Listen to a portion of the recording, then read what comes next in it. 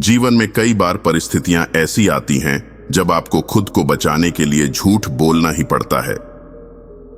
आचार्य चाणक्य ऐसी परिस्थितियों का जिक्र करते हुए कहते हैं कि जंगल में जो पेड़ सीधे खड़े होते हैं उन्हें जल्दी काट दिया जाता है, लेकिन जो पेड़ टेढ़े होते हैं उन्हें छोड़ दिया जाता है।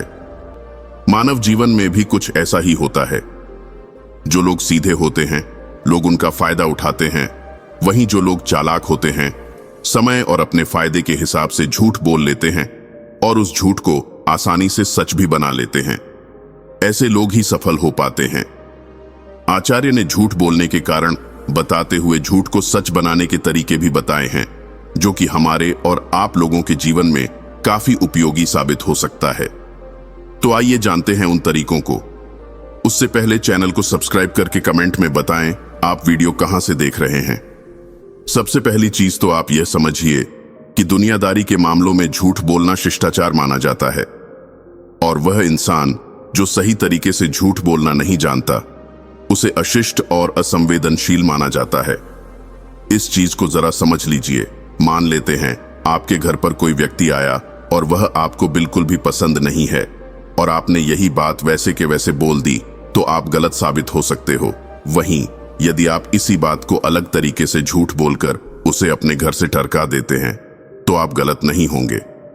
वह इंसान जो मौके की नजाकत को नहीं समझता और बिना आगे पीछे सोचे हुए, बिना अपनी भलाई की चिंता किए केवल सच बोलता है, वह इंसान महाराज युधिष्ठिर की तरह अपने पैरों पर खुद ही कुल्हाड़ी मारता है।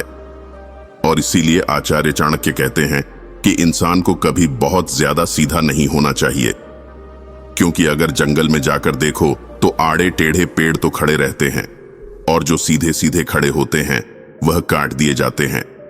इसका मतलब यह हुआ कि अगर आप दुनिया में हो तो फिर आप दुनियादारी सीखो, और इसलिए सीखो कि अगर आपको दुनियादारी नहीं आएगी तो लोग आपको खा जाएंगे, और अगर आप यह चाहते हो कि लोग आपको खा न जाएं तो इसके लिए आपको यह चीज बहुत ही ज्यादा अच्छी तरह से आना चाहिए कि कब सच बोलना है, कब झूठ बोलना है, कब बहुत कठोर हो जाना है, कब बहुत प्रेम से व्यवहार करना है, कब किसी को नुकसान पहुंचाना है और कब किसी को फायदा पहुंचाना है।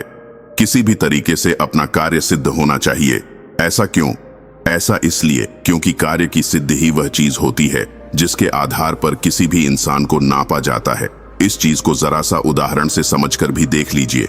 देखिए, महाभारत में 4 लोग हैं जिनसे नीति का ज्ञान दिया जा सकता है। पहले हैं भीष्म पितामह, दूसरे हैं महात्मा विदुर, तीसरे हैं श्री कृष्ण और चौथे हैं शकुनी। इनमें से भीष्म पितामह और महात्मा विदुर की नीति कुछ ज्यादा ही पॉजिटिव और कुछ ज्यादा ही कंट्रोलिंग है, जिसकी वजह से यह प्रैक्टिकल नहीं रह जाती थी। महाराज शकुनी की नीति कुछ ज्यादा ही नेगेटिव है और इसके रिजल्ट्स बिल्कुल भी कंट्रोलेबल नहीं हैं, जिसकी वजह से यह भी प्रैक्टिकल नहीं रह जाती। पर भगवान श्री कृष्ण की नीति का पूरा खेल शब्दों के हेरफेर और वक्त की चतुराई पर टिका हुआ है। इसका सबसे बड़ा फायदा यह है कि अगर किसी का भी फायदा होता है तो हमारा भी फायदा जरूर होता है, और गलती अगर किसी से होती है तो वह सामने वाले से ही होती है। यही चीज मैं आपको इस वीडियो में सिखाऊंगा। चाणक्य नीति कहती है कि जब तक जीवन और जीविका का प्रश्न नहीं हो, चाहे कुछ भी क्यों ना हो जाए, कभी भी झूठ नहीं बोलना चाहिए। और इसलिए नहीं बोलना चाहिए क्योंकि जब भी कोई इंसान झूठ बोलता है वैसे ही उसके चेहरे के हाव भाव और उसकी बॉडी लैंग्वेज बदल जाती है। और अगर सामने वाला व्यक्ति कोई ऐसा है जिसकी पारखी नजर है तो वह इस बात को समझ जाता है कि आप झूठ बोल रहे हो। अब सवाल यह उठता है कि जीवन और जीविका की रक्षा के लिए तो झूठ बोलना उचित बताया गया है, पर यह भी बताया गया है कि अगर पारखी व्यक्ति होगा तो वह आपके झूठ को पकड़ लेगा। तो ऐसे में झूठ किस तरह से बोला जाए कि सामने वाला चाहे पारखी व्यक्ति हो या ना हो, आपके झूठ को पकड़ ना पाए। इसके 6 नियम होते हैं। सबसे पहली चीज होती है निर्धारण। देखिए, झूठ बोलने की कुल मिलाकर 4 वजहें हो सकती हैं।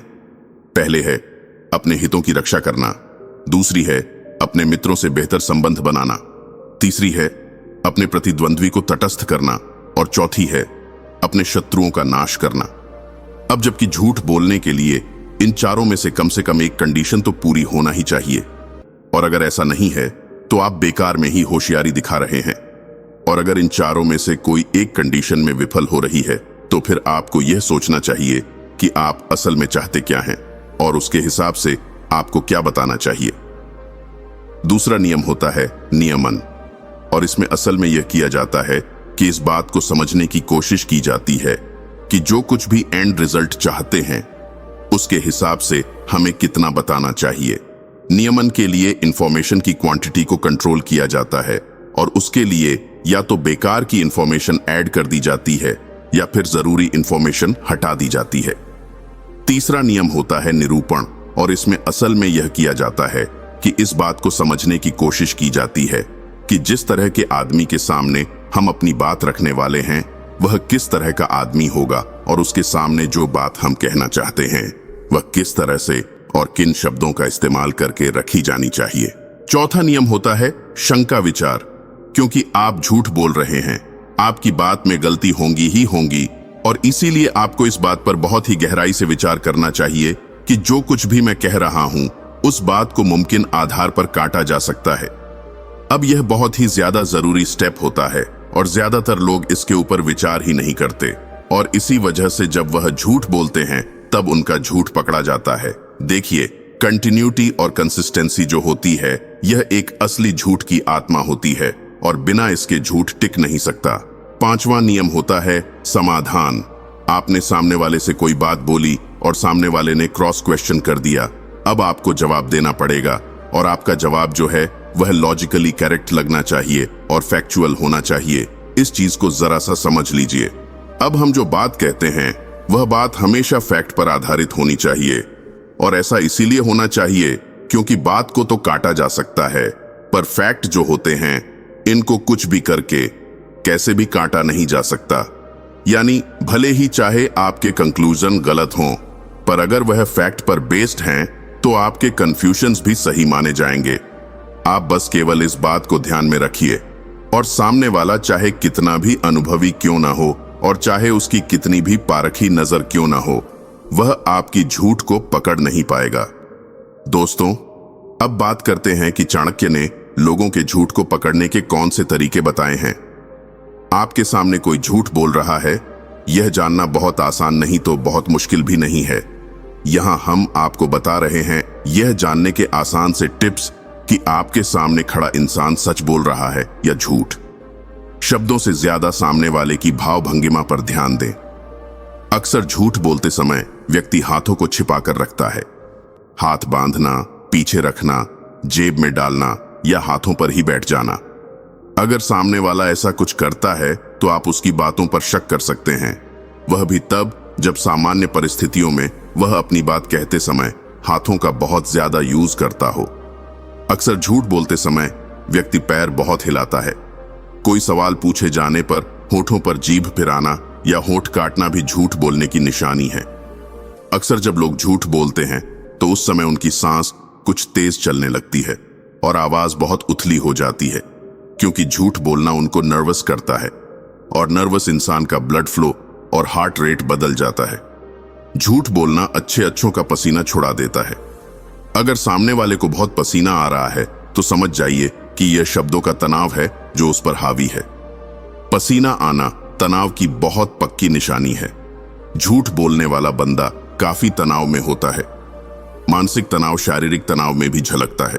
कंधे उचकाना, अंगुलियां फंसाना, पैर पर पैर रखना या हाथ पर हाथ रखना, ये कुछ ऐसे शारीरिक तनाव के लक्षण हैं जो इशारा कर रहे हैं कि मुंह से जो निकल रहा है सच नहीं है।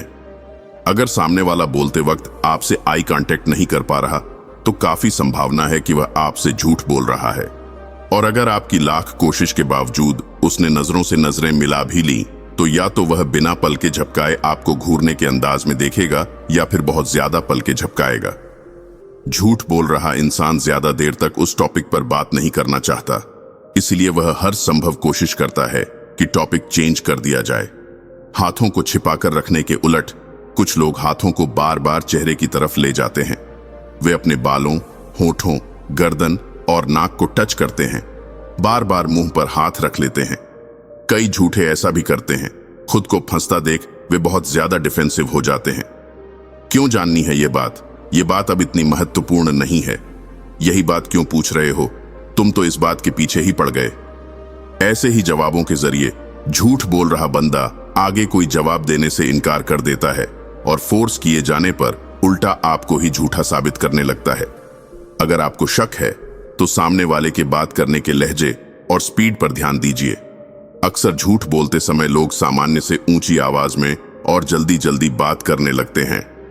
बोलते समय हड़बड़ाहट भी होती है। अब बात करते हैं वर्तमान समय की। कहते हैं कि मोबाइल पर झूठ बोलना ज्यादा आसान होता है क्योंकि तब बंदा सामने नहीं होता, इसलिए तनाव भी काफी कम रहता है।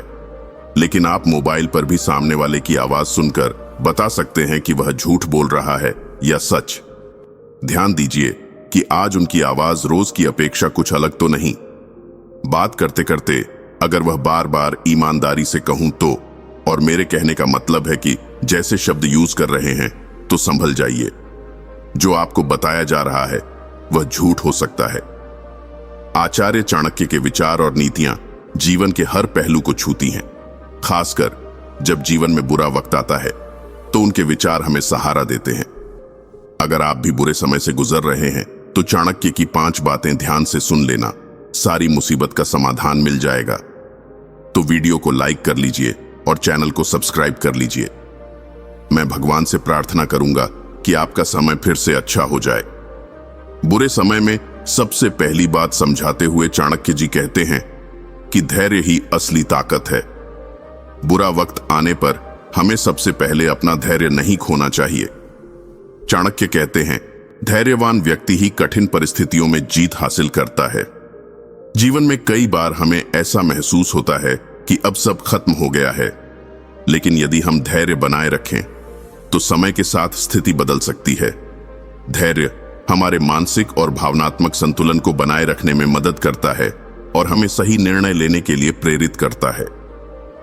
धैर्य की शक्ति का महत्व हर युग में समान रहा है। जब हम कठिनाइयों का सामना करते हैं तो कई बार हमारे मन में निराशा और हताशा का भाव आ सकता है। ऐसा महसूस होता है कि अब कोई रास्ता नहीं बचा है। लेकिन धैर्य के बिना कोई भी समस्या का समाधान नहीं हो सकता। धैर्यवान व्यक्ति न केवल अपने जीवन की कठिनाइयों को पार कर सकता है, बल्कि वह दूसरों के लिए भी प्रेरणा का स्रोत बनता है।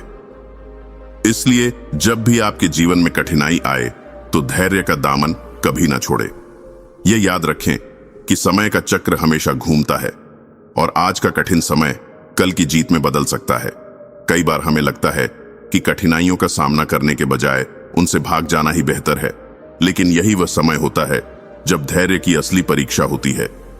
धैर्य न केवल हमारी मानसिक शक्ति को बढ़ाता है, बल्कि हमें कठिनाइयों का सामना करने के लिए और भी सक्षम बनाता है। इसलिए जब भी आपको लगे कि अब आगे का रास्ता बंद हो गया है, तो धैर्य रखिए और सही समय की प्रतीक्षा करें। समय के साथ साथ परिस्थितियां भी बदलेंगी और आपको नए रास्ते मिलेंगे। बुरे समय में दूसरी बात समझाते हुए चाणक्य जी कहते हैं कि सही समय की प्रतीक्षा करें। चाणक्य का मानना था कि बुरा वक्त हमेशा के लिए नहीं रहता, इसलिए हमें अपने फैसले लेने में जल्दबाजी नहीं करनी चाहिए। सही समय का इंतजार करना जरूरी है, क्योंकि जब वक्त बदलता है तो चीजें भी बदल जाती हैं। जल्दबाजी में किए गए फैसले अक्सर गलत साबित होते हैं। इसलिए धैर्यपूर्वक सही समय का इंतजार करें और फिर सही निर्णय लें।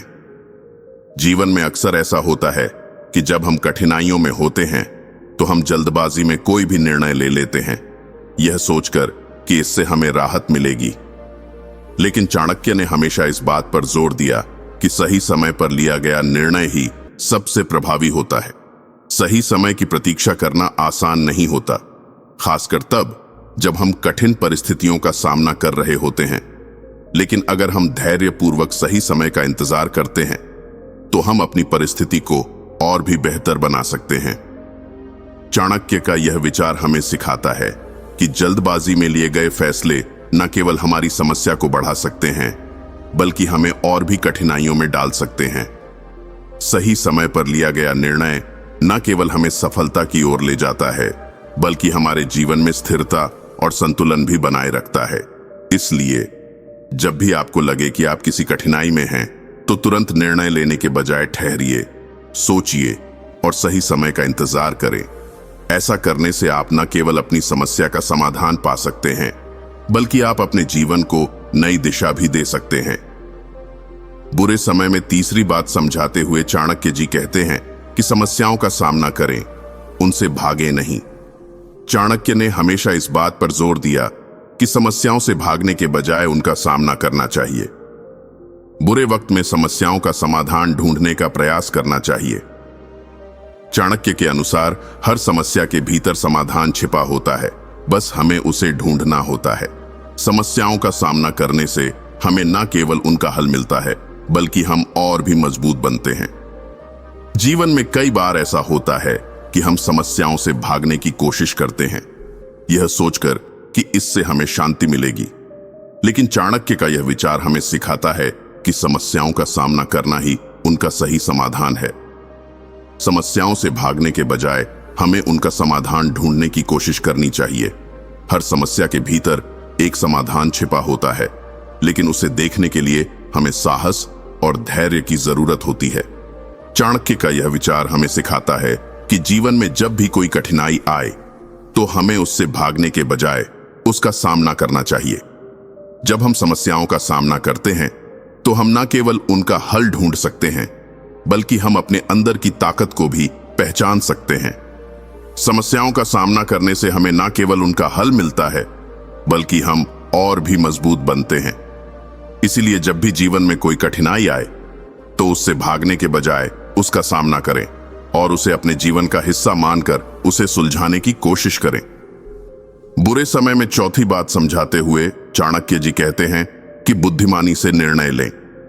बुद्धिमानी से निर्णय लेना जैसे इस चैनल से आगे ऐसी ही चीजें सीखते रहने के लिए चैनल सब्सक्राइब कर लेना या मुझे मोटिवेट करने के लिए वीडियो को लाइक कर लेना। बुरे वक्त में हमें सोच समझकर ही कदम उठाना चाहिए। चाणक्य कहते हैं कि भावनाओं में बहकर लिए गए निर्णय अक्सर गलत साबित होते हैं, इसीलिए हर स्थिति का विश्लेषण करें, उसके बाद ही कोई कदम उठाएं। कठिन परिस्थितियों में हमें अपनी भावनाओं को नियंत्रित करके बुद्धिमानी से निर्णय लेने चाहिए, ताकि हम अपने जीवन को सही दिशा में ले जा सकें। कठिन परिस्थितियों में हमारा दिमाग अक्सर भावनाओं में बह जाता है और ऐसे में लिए गए निर्णय हमें और भी मुश्किलों में डाल सकते हैं। चाणक्य का यह विचार हमें सिखाता है कि कठिनाइयों का सामना करते समय हमें अपनी भावनाओं को नियंत्रित करना चाहिए और बुद्धिमानी से निर्णय लेना चाहिए। बुद्धिमानी से निर्णय लेना आसान नहीं होता, खासकर तब जब हम कठिन परिस्थितियों का सामना कर रहे होते हैं। लेकिन चाणक्य का यह विचार हमें सिखाता है कि सही निर्णय वही होता है जो सोच समझकर लिया जाए। जब हम किसी कठिनाई का सामना करते हैं तो हमें अपने निर्णयों में धैर्य और बुद्धिमानी को शामिल करना चाहिए। यह न केवल हमें सही दिशा में ले जाएगा, बल्कि हमें और भी मजबूत बनाएगा। इसलिए जब भी आपको लगे कि आप किसी कठिनाई में हैं, तो तुरंत निर्णय लेने के बजाय ठहरिए, सोचिए और बुद्धिमानी से निर्णय लें। बुरे समय में पांचवी बात समझाते हुए चाणक्य जी कहते हैं कि आत्मसंयम बनाए रखें। जीवन में बुरा वक्त आने पर कई बार हम अपना संयम खो देते हैं और गलत कदम उठा लेते हैं। चाणक्य के अनुसार आत्मसंयम एक महत्वपूर्ण गुण है जो हमें कठिनाइयों का सामना करने में मदद करता है, चाहे परिस्थिति कितनी भी विकट क्यों ना हो। यदि हम अपने मन और इंद्रियों पर नियंत्रण रखेंगे तो हम उसे पार कर सकते हैं। आत्मसंयम का महत्व केवल कठिनाइयों का सामना करने में ही नहीं है, बल्कि हमें हमारे जीवन के हर पहलू में मदद करता है। जब हम कठिनाइयों का सामना करते हैं तो कई बार हमारे मन में क्रोध, हताशा और निराशा का भाव आ सकता है। ऐसे में आत्मसंयम हमें हमारी भावनाओं को नियंत्रित करने में मदद करता है। आत्मसंयम का अर्थ है अपनी भावनाओं, विचारों और कार्यों पर नियंत्रण रखना। यह गुण हमें न केवल कठिनाइयों का सामना करने में मदद करता है, बल्कि हमें हमारे जीवन के हर पहलू में सफलता की ओर ले जाता है। जब भी जीवन में कोई कठिनाई आए तो आत्मसंयम बनाए रखें। यह न केवल आपको उस कठिनाई का सामना करने में मदद करेगा, बल्कि आपको और भी मजबूत बनाएगा। आत्मसंयम एक ऐसा गुण है जो हमें हमारी जीवन की हर समस्या का सामना करने में मदद करता है। इसीलिए जब भी आपको लगे कि आप किसी कठिनाई में हैं, तो आत्मसंयम बनाए रखें और सही दिशा में कदम बढ़ाएं। इन 5 बातों को याद रखना और चाणक्य की नीतियों को जीवन में अपनाना बुरे वक्त में हमें संभलने का मौका देता है। दोस्तों, जीवन में कठिनाइयां आएंगी, लेकिन अगर हम चाणक्य के विचारों को याद रखें तो कोई भी स्थिति हमें हिला नहीं सकती। चाणक्य की नीतियां सदियों से हमारी सभ्यता का हिस्सा रही हैं और आज भी उतनी ही प्रासंगिक हैं। उनकी बातें हमें सिखाती हैं कि जीवन में कठिनाइयों का सामना कैसे करना चाहिए और कैसे हमें अपने जीवन को सही दिशा में ले जाना चाहिए। जब भी जीवन में कोई कठिनाई आए तो इन 5 बातों को याद रखें। यह न केवल आपको उस कठिनाई का सामना करने में मदद करेंगी, बल्कि आपको और भी मजबूत बनाएंगी। चाणक्य के विचार हमें जीवन में सही दिशा दिखाते हैं और हमें हमारे लक्ष्य की ओर बढ़ने के लिए प्रेरित करते हैं। इसलिए जब भी आपको लगे कि आप जीवन में किसी कठिनाई का सामना कर रहे हैं, तो चाणक्य के विचारों को याद रखें और उनसे प्रेरणा लें। यह आपको न केवल उस कठिनाई का सामना करने में मदद करेंगे, बल्कि आपको अपने जीवन में सफलता की ओर भी ले जाएंगे। आचार्य चाणक्य कहते हैं कि जीवन में कोई श्रेष्ठता तब तक महत्वपूर्ण होती है जब तक उसमें आपसी समझ और विश्वास हो। एक बार जब यह 2 चीजें खत्म हो जाती हैं, तो रिश्ते का अस्तित्व भी खत्म हो जाता है। सच हमेशा कड़वा होता है और उसे सहने की ताकत हर किसी में नहीं होती। लेकिन याद रखो, वही लोग जीवन में सफल होते हैं जो सच का सामना करने की हिम्मत रखते हैं, और धोखा देने वाले लोग कभी सच्ची खुशी का अनुभव नहीं कर पाते। उनके दिल में हमेशा एक गहरा खालीपन और पछतावा रहता है जिससे वह छुपा नहीं सकते। अगर तुम सोचते हो कि हर कोई तुम्हारे अच्छे कामों की सराहना करेगा, तो तुम गलत हो। इस दुनिया में ऐसे भी लोग हैं जो दूसरों की सफलता से जलते हैं और उन्हें गिराने का प्रयास करते हैं। अपने दुख को दूसरों के सामने प्रकट मत करो। लोग सहानुभूति दिखाने का नाटक करेंगे, लेकिन अंदर से खुश होंगे कि तुम परेशान हो। कभी भी उन लोगों के पीछे मत भागो जो तुम्हें नजरअंदाज करते हैं। अगर वे तुम्हारी कदर नहीं कर सकते, तो तुम्हारी जिंदगी में उनकी कोई जगह नहीं होनी चाहिए। जो लोग दूसरों की कमियों का मजाक उड़ाते हैं, वे खुद अंदर से सबसे ज्यादा कमजोर होते हैं। उनकी असुरक्षा ही उन्हें दूसरों को नीचा दिखाने पर मजबूर करती है। जीवन में हर किसी से उम्मीद मत रखो। लोग अपनी सुविधा अनुसार बदल जाते हैं और वे तब तुम्हें छोड़ देंगे जब तुम्हें उनकी सबसे ज्यादा जरूरत होगी।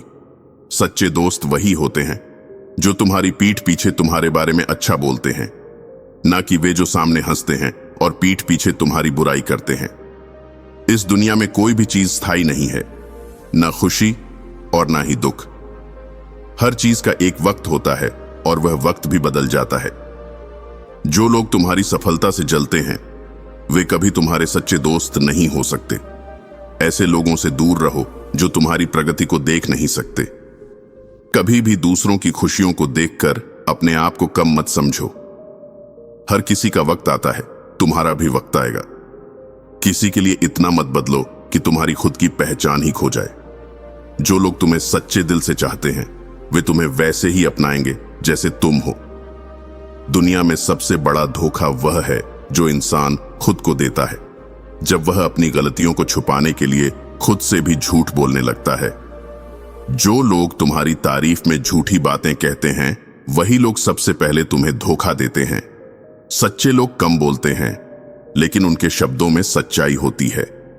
जो लोग दूसरों को खुश करने के लिए अपने आत्मसम्मान को गिराते हैं, वे जीवन में कभी सच्ची खुशी नहीं पा सकते। आत्मसम्मान के बिना जीवन अधूरा है। अगर तुम सोचते हो कि पैसों से तुम सब कुछ खरीद सकते हो, तो तुम बहुत बड़ी भूल कर रहे हो। जीवन की सबसे कीमती चीजें पैसों से नहीं खरीदी जा सकती। समय सबसे बड़ा न्यायाधीश होता है। जो आज तुम्हें नजरअंदाज करते हैं, वही कल तुम्हारे आगे हाथ जोड़ेंगे। दुनिया में बहुत से लोग ऐसे मिलेंगे जो तुम्हारी मेहनत का मजाक उड़ाएंगे, लेकिन याद रखो, जो मेहनत का मजाक उड़ाते हैं वह खुद मेहनत करने से डरते हैं। जो लोग दूसरों को नीचा दिखाने में समय बिताते हैं, वह कभी खुद ऊंचा उठ नहीं पाते। उनकी सोच ही उनकी सबसे बड़ी दुश्मन होती है। अगर तुमने अपने सपनों को पूरा करने के लिए संघर्ष नहीं किया, तो एक दिन तुम्हें दूसरों के सपने को पूरा करने के लिए काम करना पड़ेगा। कभी भी उन लोगों पर भरोसा मत करो जो अपने फायदे के लिए दूसरों का इस्तेमाल करते हैं। ऐसे लोग तुम्हें भी किसी दिन धोखा दे देंगे। दुनिया में सबसे बड़ा बोझ वह होता है जिसे इंसान अपने दिल में छुपाए रखता है। इसलिए हर चीज को अपने दिल में मत रखो। कुछ चीजें भूल जाने में ही भलाई होती है। अगर तुम दूसरों की नजरों में खुद को अच्छा दिखाने के लिए झूठ बोलते हो तो तुम खुद को ही धोखा दे रहे हो। सत्य एकमात्र रास्ता है जो तुम्हें सच्ची शांति दिला सकता है। ऐसे लोगों से दूर रहो जो तुम्हारी कमजोरियों को उभारते हैं। कभी भी दूसरों की सफलता से जलन मत करो। हर किसी का वक्त आता है और तुम्हारा भी आएगा, लेकिन अगर तुम जलन से भरे रहोगे तो तुम्हारा वक्त कभी नहीं आएगा। अगर तुमने अपनी गलती से सीख नहीं ली तो तुम उन गलतियों को फिर से करने के लिए तैयार रहो। गलती करना बुरा नहीं है, लेकिन उससे ना सीखना सबसे बड़ी गलती है। जो लोग तुम्हारी मदद करते हैं उन्हें कभी मत भूलो, लेकिन जो तुम्हारी सफलता से जलते हैं उन्हें हमेशा याद रखो, क्योंकि वही तुम्हें और आगे बढ़ने की प्रेरणा देते हैं। लोग तब तक तुम्हारे साथ होते हैं जब तक उन्हें तुमसे फायदा होता है। जैसे ही उनका स्वार्थ पूरा हो जाता है वे तुम्हें भूल जाते हैं। इस दुनिया में कोई भी हमेशा तुम्हारे साथ नहीं रहेगा। हर कोई अपने स्वार्थ के अनुसार आता जाता रहेगा। दोस्तों, आचार्य चाणक्य न केवल महान विद्वान थे बल्कि एक कुशल रणनीतिकार भी थे। उनके विचारों और नीतियों ने न केवल उन्हें बल्कि उनके शिष्यों और अनुयायियों को भी शत्रुओं पर विजय पाने में मदद की। आज हम चाणक्य नीति के उन 7 महत्वपूर्ण रणनीतियों पर चर्चा करेंगे जिनसे आप अपने शत्रुओं से निपट सकते हैं, और वह भी बिना लड़े उसे उसकी औकात दिखा सकते हैं। आपका दुश्मन आपके पास आकर खुद माफी मांगेगा। इससे पहले कि आप अपने दुश्मन को तड़पाना शुरू कर दें, जल्दी से इस वीडियो को लाइक करने के बाद चैनल को सब्सक्राइब कर लें, क्योंकि हम आपको रोज ऐसी ही चाणक्य की महान नीतियां बताते रहेंगे। और कमेंट में यह बताएं कि आप वीडियो कहां से देख रहे हैं। दुश्मन को हराने की पहली रणनीति जो चाणक्य ने बताई है वह है शत्रु को भ्रम में रखना। चाणक्य का मानना था कि अगर आप अपने शत्रु को उसके उद्देश्यों और योजनाओं के बारे में भ्रमित कर सकते हैं तो आप उसे आसानी से हरा सकते हैं। शत्रु को कभी भी यह पता नहीं चलना चाहिए कि आप क्या सोच रहे हैं या आपकी अगली चाल क्या होगी। ऐसा करने से शत्रु अपने कदम सोच समझकर नहीं उठा पाएगा और उसके फैसले गलत हो सकते हैं। उदाहरण के लिए, अगर किसी युद्ध में आप अपने शत्रु को यह दिखाने में कामयाब हो जाते हैं कि आपकी सेना कमजोर है, तो वह आपकी कमजोरी का फायदा उठाने की कोशिश करेगा। लेकिन जैसे ही वह हमला करेगा, आप अपनी वास्तविक ताकत से उसे मात दे सकते हैं। इस तरह भ्रम की नीति से आप अपने शत्रु को उसके ही जाल में फंसा सकते हैं और उस पर विजय प्राप्त कर सकते हैं। दूसरी रणनीति जो चाणक्य ने बताई है वह है शत्रु की कमजोरी का फायदा उठाना। हर शत्रु के अंदर कुछ ना कुछ कमजोरियां होती हैं, चाहे वह कितना भी शक्तिशाली क्यों ना हो। चाणक्य हमें सिखाते हैं कि हमें अपने शत्रु की कमजोरियों को ढूंढना चाहिए और उनका फायदा उठाना चाहिए। यह कमजोरी शारीरिक हो सकती है, मानसिक हो सकती है, या फिर उसकी स्थिति या परिस्थिति से संबंधित हो सकती है। उदाहरण के लिए, अगर आपका शत्रु क्रोधी स्वभाव का है तो आप उसे उत्तेजित करके उसकी निर्णय शक्ति को कमजोर कर सकते हैं। या अगर आपका शत्रु किसी आर्थिक समस्या से जूझ रहा है तो आप उसकी इस कमजोरी का फायदा उठाकर उसे हराने के लिए उसे और अधिक कमजोर कर सकते हैं। इस तरह शत्रु की कमजोरियों का सही तरीके से उपयोग करके आप उस पर आसानी से विजय प्राप्त कर सकते हैं। तीसरी रणनीति जो चाणक्य ने बताया है वह है शत्रु के अंदर भय पैदा करना। चाणक्य का मानना था कि भय एक ऐसा हथियार है जो सबसे मजबूत शत्रु को भी कमजोर बना सकता है। अगर आप अपने शत्रु के मन में भय पैदा करने में कामयाब हो जाते हैं तो वह खुद ब खुद कमजोर हो जाएगा। अगर आप अपने शत्रु को यह यकीन दिला सकते हैं कि आपके पास उसे हराने की असीमित ताकत है, तो वह आपके खिलाफ कोई कदम उठाने से पहले कई बार सोचेगा। इस तरह भय की नीति से आप अपने शत्रु को मानसिक रूप से कमजोर कर सकते हैं और उसे बिना संघर्ष के हरा सकते हैं। चौथी रणनीति जो चाणक्य ने बताई है वह है शत्रु को आपस में लड़ाना। चाणक्य का मानना था कि अगर आप अपने शत्रुओं को आपस में लड़ाने में सफल हो जाते हैं तो वे खुद ही कमजोर हो जाएंगे और आपको उन्हें हराने के लिए अधिक प्रयास नहीं करना पड़ेगा। यह नीति विशेष रूप से तब काम आती है जब आपके शत्रु की संख्या अधिक हो या जब वे गठबंधन में हों। उदाहरण के लिए, अगर आपके 2 या अधिक शत्रु एक ही समय पर आपके खिलाफ हों, तो आप उनके बीच झगड़ा लगाकर उन्हें आपस में ही उलझा सकते हैं। इससे उनकी ताकत कमजोर हो जाएगी और वे एक दूसरे को ही खत्म कर देंगे। इस तरह आप बिना किसी प्रत्यक्ष संघर्ष के अपने शत्रुओं पर विजय प्राप्त कर सकते हैं। 5वीं रणनीति जो चाणक्य ने बताई है वह है समय का सही उपयोग करना। वैसे समय का सही उपयोग कई बार चैनल को सब्सक्राइब करके भी होता है। जो आप नहीं कर रहे हैं तो वीडियो लाइक करने के बाद चैनल को सब्सक्राइब कर लो और यह समझो कि चाणक्य का मानना था कि सही समय पर सही कदम उठाना शत्रु पर विजय पाने के लिए अत्यंत आवश्यक है। अगर आप जल्दबाजी में कोई निर्णय लेते हैं तो आप अपने शत्रु के जाल में फंस सकते हैं। इसीलिए चाणक्य हमें सिखाते हैं कि हमें धैर्यपूर्वक प्रतीक्षा करनी चाहिए और सही समय का इंतजार करना चाहिए। उदाहरण के लिए, अगर आपका शत्रु किसी परेशानी या संकट में है तो यह सही समय हो सकता है उस पर हमला करने का। या अगर आप किसी योजना को लागू करने की सोच रहे हैं तो तब तक इंतजार करें जब तक कि परिस्थितियां आपके पक्ष में ना हों। इस तरह सही समय का इंतजार करके और अपने कदम को सोच समझकर उठाकर आप अपने शत्रु पर आसानी से विजय प्राप्त कर सकते हैं। 6ठी रणनीति जो चाणक्य ने बताया है वह है शत्रु की जासूसी करना। चाणक्य ने हमेशा अपने शिष्यों को सिखाया कि शत्रु के हर कदम की जानकारी होना आवश्यक है। उदाहरण के लिए, अगर आपको यह पता चल जाए कि आपका शत्रु कब और कैसे हमला करने वाला है तो आप पहले से ही उस हमले का मुकाबला करने के लिए तैयार रह सकते हैं। इस तरह जासूसी की मदद से आप शत्रु के हर कदम को विफल कर सकते हैं और उस पर जीत हासिल कर सकते हैं। 7वीं और अंतिम रणनीति जो चाणक्य ने बताई है वह है शत्रु के साथ संधि करना, लेकिन केवल तब जब यह आपके फायदे में हो। चाणक्य कहते हैं कि हमेशा लड़ाई ही समाधान नहीं होती, कभी कभी समझौता भी करना पड़ता है, लेकिन यह समझौता तभी करना चाहिए जब यह आपके लिए लाभदायक हो। उदाहरण के लिए, अगर आपका शत्रु बहुत शक्तिशाली है और उसके साथ सीधा मुकाबला करना आपके लिए नुकसानदायक हो सकता है, तो बेहतर होगा कि आप उसके साथ संधि कर लें। लेकिन इस संधि का उद्देश्य समय पाना और अपनी ताकत को बढ़ाना होना चाहिए ताकि भविष्य में आप उसे पूरी तरह से हरा सकें। इस तरह संधि की नीति से आप बिना किसी प्रत्यक्ष नुकसान के अपने शत्रु से निपट सकते हैं और सही समय आने पर उस पर विजय प्राप्त कर सकते हैं।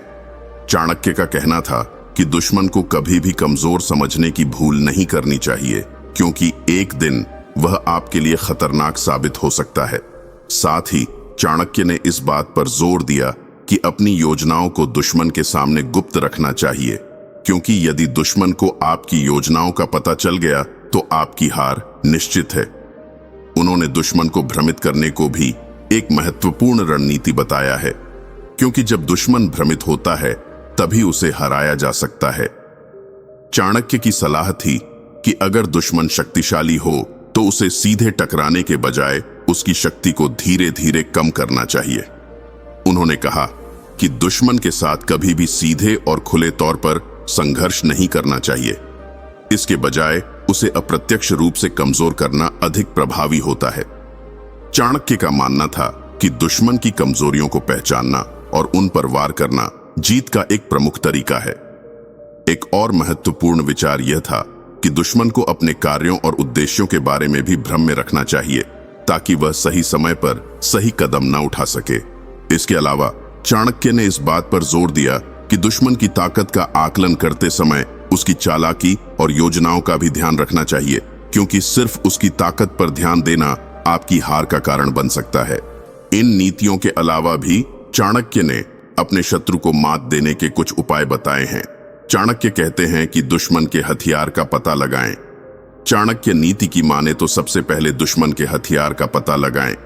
दुश्मन का हथियार ही आपका सबसे बड़ा हथियार साबित हो सकता है, यानी कि आप दुश्मन की अच्छी और बुरी दोनों बातों के बारे में पता लगाएं। ये पता चलने के बाद आप उसे उकसाने की कोशिश कर सकते हैं ताकि वह अपना आपा खो दे और क्रोधित होकर अपना विवेक भी खो बैठे। दुश्मन से आधी बाजी तो आप वहीं जीत लेते हैं। शत्रु को कभी घायल करके ना छोड़ें। चाणक्य नीति में लिखा है कि कभी भी सांप और शत्रु को घायल करके छोड़ना घातक हो सकता है। यदि रोग का पूरा इलाज ना हो तो वह आपके जीवन को बर्बाद करने के लिए काफी होता है। उसी तरह दुश्मन को घायल कर छोड़ देने पर वे आपको बर्बाद करने का या मारने का मौका ढूंढेंगे। वे मौका पाते ही आप पर झट से हमला कर देंगे। अपने राज्य कभी किसी से ना बताएं। चाणक्य नीति के मुताबिक जिस प्रकार सूखा पड़ने पर जमीन बंजर हो जाती है तो सभी उस राज्य को छोड़कर हरे भरे राज्य में प्रस्थान करते हैं ताकि जनजीवन बचाया जा सके। वैसे ही किसी को अपने सारे राज्य नहीं बताने चाहिए। इसके अलावा शत्रु को मात देने के लिए कूटनीति का भी इस्तेमाल किया जा सकता है।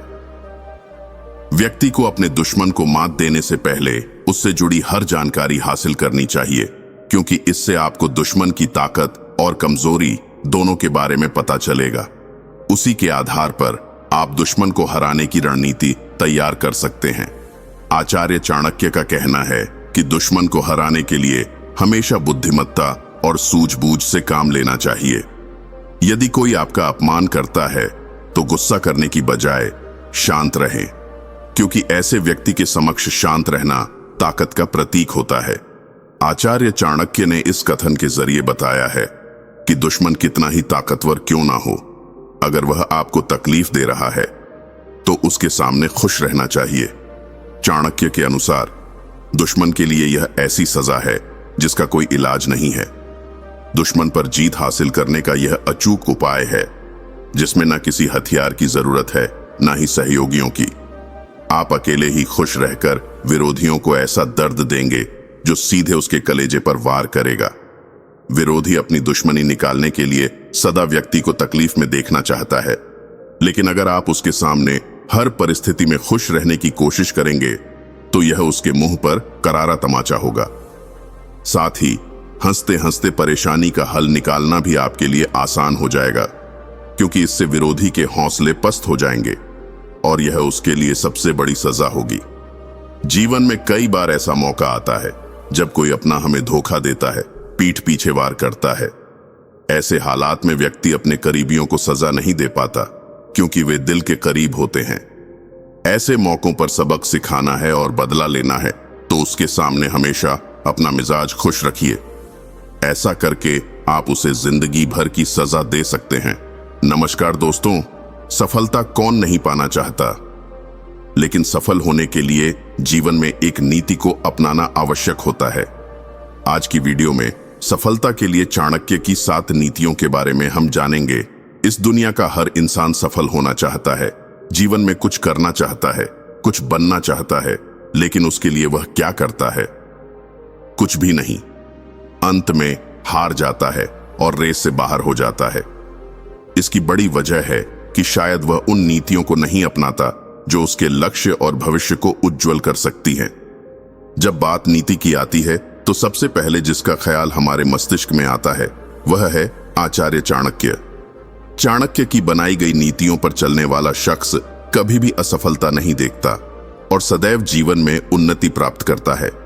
नीति हमेशा ही जीवन की नींव है और किसी भी विशेष कार्य को अंजाम देने से पहले नीतियां स्थापित की जाती हैं, जिसके मार्ग पर आगे बढ़ते हुए हम सफल या फिर असफल होते हैं। जिसकी नीति जितनी बेहतर होगी वह उतना ही बेहतर परिणाम का भागी होगा।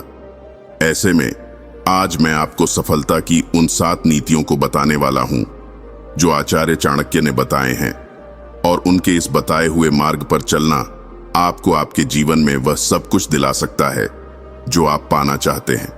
तो चलिए जानते हैं चाणक्य की उन 7 नीतियों को जो उन्होंने सफलता प्राप्त करने के लिए कही हैं।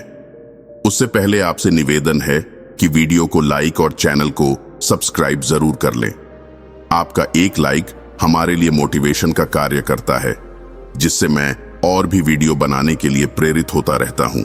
नीति 1, कभी भी अपना अगला दांव किसी को ना पता चलने दो। चाणक्य हमेशा ही अपने कथन में इस बात का जिक्र करते हुए कहते हैं कि अक्सर वही साम्राज्य बर्बाद हुआ जिसने अपनी गुप्त बातों को गुप्त ना रहने दिया है। हमारा मस्तिष्क एक दिन में हजारों विचारों को सोचता है, समझता है जानता है और फिर उत्सुक होता है दूसरों के साथ इसे साझा करने को, जबकि सफल व्यक्ति या मजबूत मानसिकता वाला शख्स ऐसा कभी नहीं करता। कुछ सीखने वाले हैं, इसकी जानकारी कभी भी किसी को ना लगने दो। ना ही अपने प्लान्स को बताते रहो और ना ही अपनी अगली कोशिश के बारे में बातचीत करो। ऐसा करना सिर्फ और सिर्फ आपका ही नुकसान करेगा। इससे 2 पल के लिए आपके मन को शांति जरूर मिलेगी, मगर सफलता शायद नहीं। इसलिए अपने अगले दांव का किसी को भी पता ना चलने दो।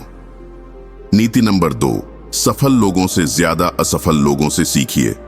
चाणक्य कहते हैं, अक्सर हमें सफल लोगों से सिर्फ 2 पल की प्रेरणा ही मिलती है, मगर एक असफल इंसान हमारे पूरे जीवन भर का सबक हमें दे सकता है। एक सफल इंसान कभी शायद एक असफल इंसान की गलती से ही सीखकर आगे बढ़ता है। सोचकर देखिए, आप एक पर्वत पर चढ़ाई में आगे बढ़ रहे हैं। इसी बीच आपसे आगे जो शख्स है वह अचानक नीचे खाई में गिर जाए, तो आप बहुत ज्यादा सतर्क हो जाएंगे और आप भी तुरंत अपनी राह बदल लेंगे। इससे आपके गिरने के चांसेस न केवल कम हो जाएंगे, बल्कि आप बहुत संभल जाएंगे, सतर्क हो जाएंगे। इसीलिए चाणक्य कहते हैं, जीवन में कैसा बनना है यह हर कोई बताता है, लेकिन हमें हमारे जीवन में कैसा नहीं बनना है यह कोई नहीं बताता।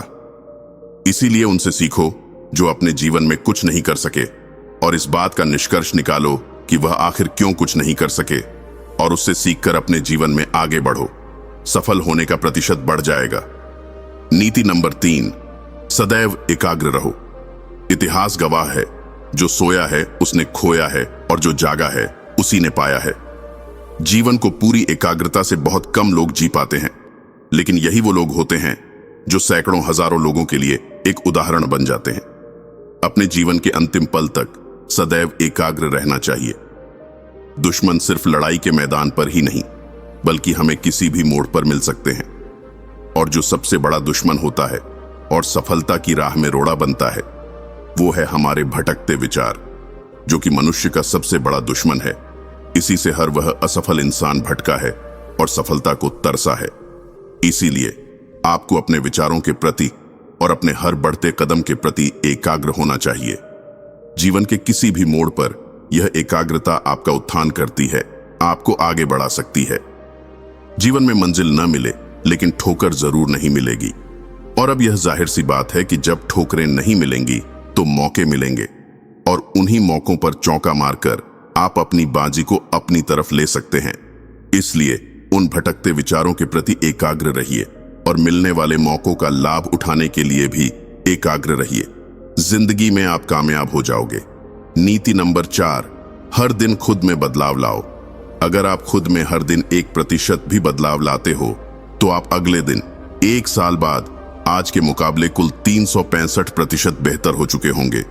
तो जरा सोच कर देखिए, अगर 1 साल में इतना बेहतर हो सकते हो, तो अगले 10 साल में कितना बेहतर हो सकते हो, और अगले 20 साल में और कितना बेहतर हो सकते हो। सफलता पाने के लिए बेहतर होना पड़ता है, और एक बेहतरीन खिलाड़ी बनने के लिए हर दिन खुद में बदलाव करना जरूरी होता है। चाणक्य अपनी इस नीति में भी इस बात का जिक्र करते हुए कहते हैं कि अगर सिर्फ एक बार भी वह कछुआ हर दिन 1% भी अपनी चाल को मजबूत करे और एक खरगोश सालों तक अपने पैर सिकुड़कर गुफा में बैठा रहे, तो आप हैरान हो जाएंगे यह देखकर कि दशकों के बाद कछुए की चाल खरगोश से कहीं गुना बेहतर होगी। इस दुनिया में हर तरह के लोग होते हैं। कुछ ऐसे होते हैं जो हर बढ़ते दिन के साथ बदतर होते चले जाते हैं, बर्बाद होते जाते हैं। तो वहीं कुछ खुद को उन सारी बुरी आदतों में फंसाते चले जाते हैं जो उन्हें गर्त में ले जाती हैं। वहीं कुछ ऐसे लोग भी होते हैं जो हर दिन खुद को बेहतर करते चले जाते हैं, और सालों बाद यह दूसरी तरह वाले लोगों से कई गुना सफल होकर सामने आते हैं। आपके पास चाहे कितनी भी अच्छी खूबी हो, लेकिन अगर आप उसमें हर दिन कुछ नया नहीं कर रहे हो, उसे बेहतर नहीं कर रहे हो, तो कुछ सालों में आपकी वही खूबी आपका साथ नहीं देगी, क्योंकि उसमें जंग लग चुका होगा और आप फिर इससे कभी भी उभर नहीं पाओगे। इसीलिए हर दिन बेहतर होते रहिए अगर आपको एक दिन सफल होना है। नीति नंबर 5, स्वादिष्ट भोजन और सुख की नींद से दूर होना होगा। जैसा भोजन होता है वैसा मैन भी हो जाता है, और आराम अगर शरीर को मिल जाए तो फिर कोई मसीहा भी दोबारा मेहनत करने के लिए उसे नहीं धकेल सकता। चाणक्य अपनी नीति में बताते हैं कि अगर आपको सफल होना है तो आपको स्वादिष्ट भोजन को त्यागना होगा, क्योंकि इससे आपको पल भर का सुख मिलेगा जो आपको सदैव आराम करने पर मजबूर करेगा अगर आप अपने हर काम को लगातार टालते रहेंगे। दूसरा है चैन की नींद। शरीर जितना आराम करेगा, मेहनत करने को उतने ही बहाने बनाएगा। इससे शरीर पल भर के सुख में मशरूफ रहेगा और जरा सा भी कष्ट नहीं झेल पाएगा। जबकि सफलता से पहले तकलीफ भी होती है, दर्द भी होता है, और उसी दर्द को झेलने की ताकत भी होनी चाहिए। आपने देखा भी होगा कि पुराने जमाने में जो राजा महाराजा के बेटे होते थे, जिन्हें आगे चलकर राज्य संभालना होता था, उन्हें बचपन से ही कष्टकारी जंगलों में नंगे पांव भेजा जाता था, जहां उन्हें महल जैसे घर के सुख और स्वादिष्ट भोजन से वंचित किया जाता था और एक जंगल की छोटी सी कुटिया में बेस्वाद तथा उबला खाना ग्रहण करना पड़ता था। यह उनके तकलीफ का समय होता था, जो उन्हें उनके जीवन का एक उद्देश्य देता था, और यही आगे चलकर अपने राज्य संभालते थे। इसीलिए अगर आप भी सफलता चाहते हैं तो आपको अपने कुछ भौतिक सुखों से वंचित होना होगा, जिससे आप में ऊर्जा और कुछ करने की लालसा दोनों बढ़ती रहेगी और सफल होने की संभावना भी और ज्यादा हो जाएगी। नीति नंबर 6, ज्ञानवान बनो। हर सफल इंसान सफल होने से पहले ज्ञानवान होता है। चाणक्य कहते हैं, जीवन में बिना ज्ञान के सफलता नामुमकिन है। ऐसे में आप जितना हो सके उतना ज्ञान अर्जित करें। आप जितना सीख सकते हैं सीखिए। आप में कितना बल है यह महज अखाड़े तक सीमित है, लेकिन आप में कितना ज्ञान है यह असीमित है और जीवन के हर पक्ष में आपकी मदद करेगा। जीवन में ज्ञान कभी भी खाली नहीं जाता। आप में चतुराई भी होगी, आप बलवान भी होंगे, लेकिन इससे पहले आप में ज्ञान होना जरूरी है। आपका ज्ञानवान होना जरूरी है, बल्कि समाज का, मोह का, लोभ का, अच्छे बुरे का, सत्य का, पाप पुण्य का, रहन सहन का, आप में हर चीज का ज्ञान होना चाहिए।